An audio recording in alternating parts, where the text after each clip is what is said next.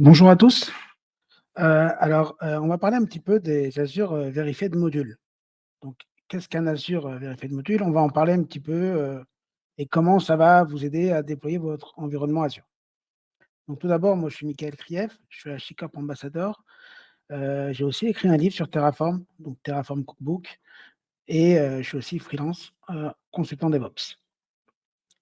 De quoi on va parler dans cette, session? On va parler un petit peu de constat, d'actuel de Terraform, où il en est aujourd'hui Terraform. Ensuite, on va voir un petit peu les problèmes que posent les modules dans Terraform et ça, on va tout de suite pouvoir embrayer sur, les Azure Verified Modules et enfin, on va terminer avec la classification des Azure Verified Modules. Voilà, donc Terraform, il est devenu très populaire, il y a beaucoup de lignes de code qui ont été répétées. Il y a une réelle volonté d'utiliser des modules. Les modules ont commencé à grossir et en entreprise, il y a souvent une question qui revient très fréquemment, c'est: «Est-ce qu'on va utiliser des modules open source? Est-ce que je vais créer les modules en entreprise, des propres modules? Ou alors on va utiliser des modules de la registrie publique?» Alors, on va un petit peu analyser ces 2 types de configuration de modules pour en venir après aux Azure Verified Modules. Donc d'abord, les premiers modules. Donc en entreprise, souvent on se dit: «Bah, j'ai pas envie d'utiliser des modules qui viennent de l'extérieur, on va créer nos propres modules». Donc c'est ce que j'appelle les custom modules. Alors, qu'est-ce que ça pose comme problème? Bah, ça demande beaucoup de temps de développement. Il faut les tester. Heu, on se rend compte qu'il y a beaucoup de modules qui font la même chose. Souvent, quand il y a plusieurs équipes qui font du Terraform dans une même entreprise, les modules se répètent finalement.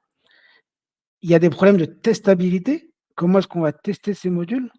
On va tester aussi bien le code Terraform que, des tests end-to-end. Donc par exemple, si je vais créer, une VM Azure, comment est-ce que je vais tester que mon module, il crée bien la VM comme je lui ai demandé?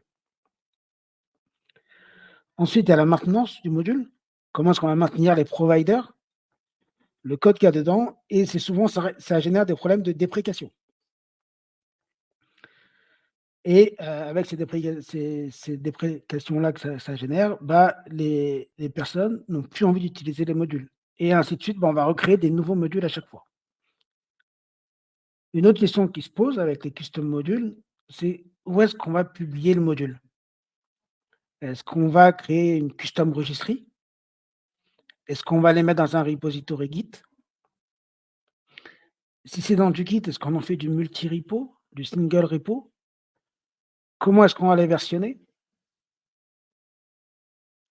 Ensuite, il y a un problème de dépendance. Souvent, on va se dire: «Bah, je vais créer un module qui va créer plein de ressources», mais ces ressources-là aussi, finalement, ce sont des autres modules et donc comment est-ce qu'on appelle les dépendances des sous-modules? Les dépendances avec le code. Là aussi, il y a la question du versionning et il y a un dernier problème qui se répète très souvent, c'est qu'avec le temps, bah, il y a plus de ownership sur ces modules. Donc finalement, les modules sont de moins en moins utilisés. On va en créer des nouveaux et puis on revient sur un cycle infernal et le code Terraform devient très vite, compliqué à maintenir. Les deuxièmes types de modules, on va se dire: «Bah, alors dans ce cas-là, on va utiliser des modules de la registrie publique». La registrie publique, c'est la registrie HashiCorp. On va pouvoir trouver les providers, mais aussi des modules. Alors pour en avoir souvent utilisé des modules de la registrie publique, il y a un problème de maintenance. La maintenance, elle est vraiment trop lente. Je détecte un problème, une issue, une amélioration. Je vais créer donc l'issue dans GitHub. Le temps que ça revienne, moi, l'entreprise n'a plus envie d'utiliser ce module parce que, bah, on en a besoin nous tout de suite. Parfois même, carrément, le module n'est même plus maintenu.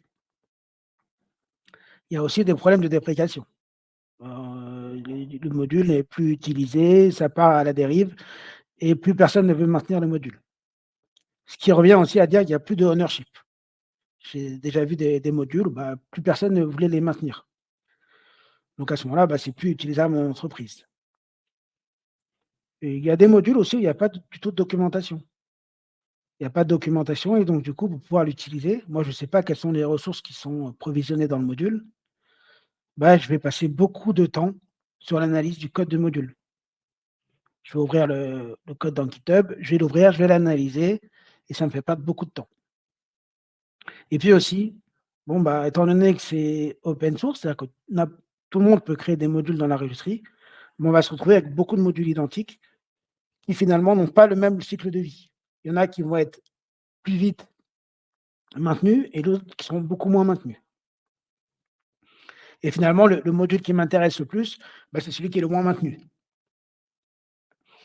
Donc voilà, donc ça, c'est les problèmes qu'on rencontre souvent avec les modules de la registry publique. Il y a eu une initiative par Microsoft de standardiser et d'accélérer le déploiement de ressources Azure. Alors, pour ça, ils vont se baser sur des patterns d'architecture et ils vont suivre ce qu'on appelle les principes du WAF, donc du Web Architecture Framework, qui est un framework d'architecture Azure, ouais, et en suivant des bonnes pratiques de configuration, donc avec de la résilience et de la sécurité par défaut. Donc, le, le site web des Azure Verified Modules, vous pouvez le retrouver ici. Il est dispo sur ce site-là, donc Azure Verified Modules. Vous avez tout le site, vous avez une vidéo de présentation et ça vous explique un petit peu tout ce que fait les modules. On va le regarder en détail. Donc, pourquoi est-ce qu'on va utiliser des Azure Verified Modules? Alors d'abord, on va analyser pourquoi le mot Verified. Pourquoi est-ce qu'ils ont appelé ça, Microsoft ont appelé ça Verified? Ils auraient pu appeler ça présentation des Azure Modules. Donc, Azure Verified Modules, vous trouverez ça dans l'acronyme AVM. Donc, tout d'abord, c'est supporté par Microsoft. Donc, supporté par Microsoft, qu'est-ce que ça peut bien vouloir dire? Donc, comme ils disent ici, voilà, donc vous avez des honneurs et des contributeurs par module. S'il n'y a pas de réponse en 3 jours, voilà, vous avez toute la procédure qui explique comment est-ce que c'est maintenu et comment c'est supporté. Donc, dans les 24 heures, enfin voilà. Il y a un réel support derrière sur ces modules. Ensuite, on va parler, ils ont une spécification explicite. Donc, qu'est-ce que ça veut dire spécification explicite? Il y a toute une doc qui explique exactement toutes les specs de ces modules. Tous les modules doivent respecter ces spécifications. Donc, par exemple, les tests. Qu'est-ce que je peux donner d'autre comme exemple? Sensitive est égal false. Sensitive data output. Voilà, tout ça, il y a une liste complète de spécifications. On peut les retrouver ici. Et bien sûr, si vous cliquez sur les liens, vous avez exactement des exemples de ce que veut dire la spécification.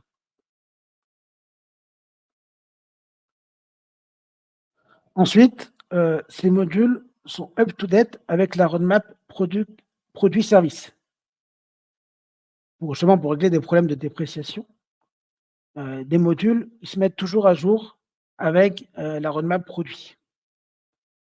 Pour vous donner un exemple que j'ai vu pas plus tard que la semaine dernière, Azure DevOps, ils ont sorti une nouvelle fonctionnalité qui est le fait de pouvoir avoir des pipelines managed DevOps pool. Donc, ce sont des types de machines particulières, des agents particuliers qu'on va pouvoir créer dans Azure et qu'on va pouvoir utiliser comme agent dans Azure DevOps, dans Azure Pipeline. Ça, vous voyez, c'est encore en preview, côté Azure DevOps. Eh ben, ce qu'on peut trouver, c'est qu'il y a déjà le module qui permet de créer les Azure Managed DevOps Pool. Donc, les modules, ils s'appellent tous AVM, restent comme ressource, et après le nom du module. Donc, il faut quand même faire attention. Le produit est encore en preview. Je vais quand même voir la description. Donc, il y a quand même une documentation qui est très claire avec un usage et comment les ressources qui sont utilisées. Et ce que je peux voir déjà, c'est que ça utilise l'AZ API Provider. Donc, on peut le regarder dans le code source. Vous pouvez cliquer sur le code source. Et quand on va dans le main.tf, voilà, la première ressource, donc la ressource principale, le Managed DevOps Pool, il utilise l'AZ API ressources. Donc, l'AZ API ressources, c'est quand même un provider maintenu par Azure, mais ce n'est pas le provider Azure RM. Il peut y avoir des problèmes de cycle de vie de l'objet qui est provisionné, parce que c'est encore en preview. C'est le but de ce provider-là, qui est très pratique, c'est de pouvoir provisionner avec Terraform des ressources ou des propriétés de ressources qui sont encore en preview. Donc, c'est bien, mais c'est quand même à suivre. Vous voyez, même l'API ici qui est utilisée, elle est encore en preview. Donc, c'est up to date, mais voilà, faire attention, mais en tout cas, ça avance assez vite. Ensuite, on a dit que c'était aligné avec la WAF recommandation, donc la Well Architecture Framework. Donc ça, c'est un framework maintenu par Azure. Donc vous avez une page qui vous explique exactement ce que c'est, ce framework-là. Donc c'est tout un framework qui donne des règles, qui dit que ça soit résilient, recoverable, secure. Voilà. Et ici, vous avez dans cette page-là, si je la retrouve,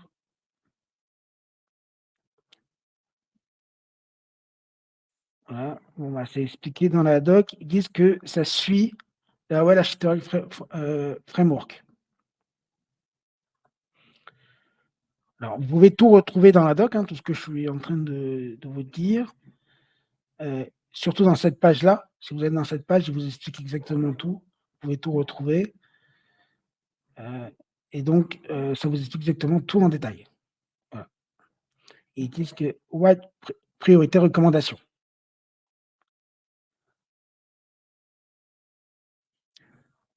Ensuite, vous avez, comme on l'a vu, une documentation qui est explicite, donc qui est générée automatiquement avec Terraform Doc, qui est un petit outil qui permet d'aller lire votre configuration Terraform et qui permet de vous générer un fichier README, par exemple, ou dans un autre format.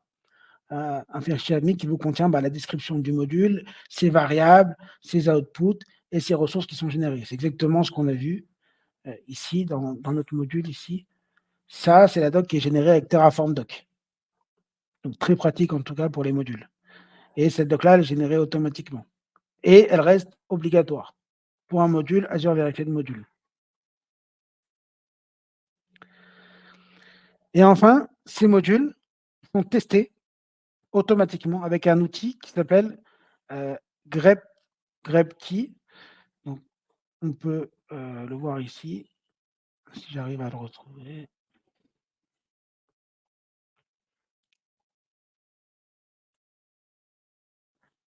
Voilà, c'est un outil donc maintenu par Azure et qui va permettre de tester les modules de façon automatique. Donc, il y a des règles dedans qui sont écrites. Donc, par exemple, voilà, vous avez des tonnes vous avez beaucoup de règles. Donc, par exemple, c'est des règles en HCL qui sont écrites et qui vont être runnées sur les modules qui vont être dans les Azure Verified Modules. Tout ce que je vous ai dit, voilà, c'est testé en tout cas avec ça. Par exemple, les variables, voilà, ça vérifie que chaque module, que chaque variable soit bien dans les variables.tf, par exemple. Je ne peux pas écrire un fichier variable au singulier.tf. Non, tous les fichiers sont bien normés et il y a plein de choses qui sont testées dans cet outil.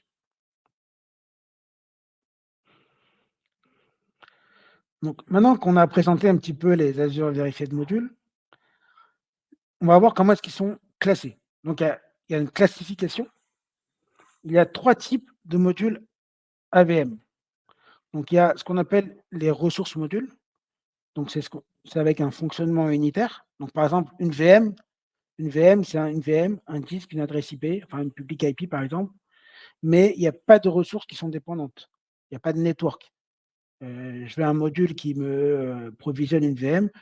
J'ai déjà mon network qui est déjà provisionné. Je ne veux pas que mon module me crée aussi un network.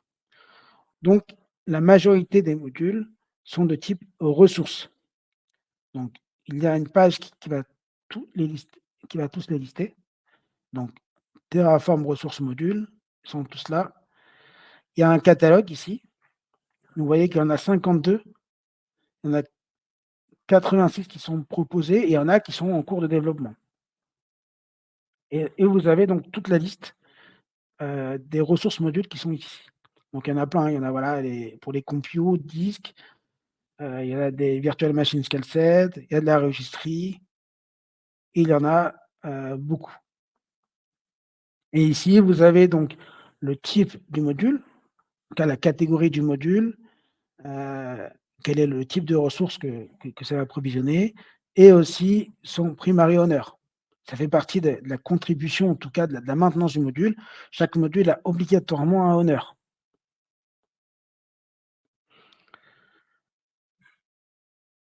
Il va y avoir une 2e type, un 2e type d'Azure Verified Module, ce qu'on appelle les pattern modules. Donc là, cette fois-ci, c'est pour provisionner un set de ressources. Par exemple, je veux provisionner un cluster AKS, un ressource donc un cluster Kubernetes. Ça va pas me faire que le cluster Kubernetes, mais j'aimerais bien avoir tout ce qu'il y a autour. Donc son ressource groupe, l'AKS bien évidemment, mais il va aussi me provisionner un conteneur registry et le network qui va avec.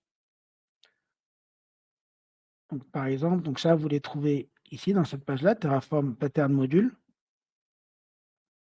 Donc il y en a beaucoup moins, hein. Il y en a 9 qui sont publiés. Vous avez la liste ici, donc voilà, vous avez l'AKS, on peut le cliquer, par exemple dessus, ça vous le met directement dessus et vous avez voilà toutes les ressources, vous avez du log analytique, vous avez du management, voilà, vous avez même les users, hein, rôles assignment qui sont provisionnés avec. Voilà et donc il y en a d'autres. Il y a du virtual LAN, il y a du root server, il y a du landing zone aussi, Azure Landing Zone aussi. Voilà, il y en a, 23 qui sont proposés et 9 qui sont déjà publiés.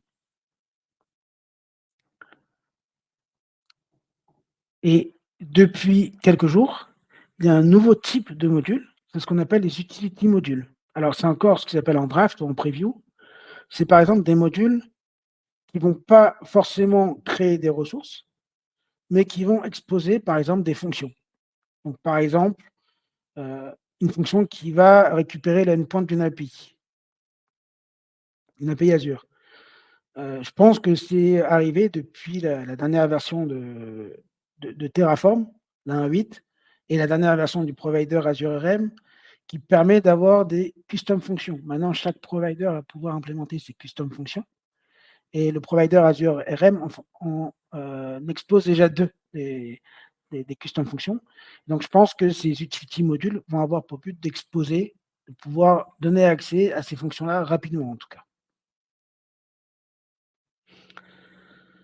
Donc voilà, on peut les retrouver ici, voilà donc vous avez la page des modules classification, donc vous avez les ressources modules, vous avez les patterns modules ici et vous avez les utilities, donc c'est bien en draft. Ils disent bien que c'est encore en preview et que la nomenclature, ça sera UTL puisque, les ressources étaient RES si je ne me trompe pas, voilà RES, les patterns c'était PTN et les utilities, bah, ça va être UTL. Et donc, bah, en utilisant, ces modules, bah, ça résout quand même beaucoup de problèmes qu'on a vus avec des custom modules. Ils sont maintenus, ils sont testés, ils sont vérifiés et puis c'est surtout qu'il y a un support derrière par Microsoft, en tout cas par les équipes Azure et donc ça va vous permettre d'accélérer, en tout cas, de passer moins de temps à écrire du code Terraform en utilisant ces modules. Voilà pour cette présentation. En tout cas, merci beaucoup de m'avoir suivi et puis, ben, voilà, suivez en tout cas l'actualité des Azure, les Azure modules, si vous provisionnez des ressources dans Azure.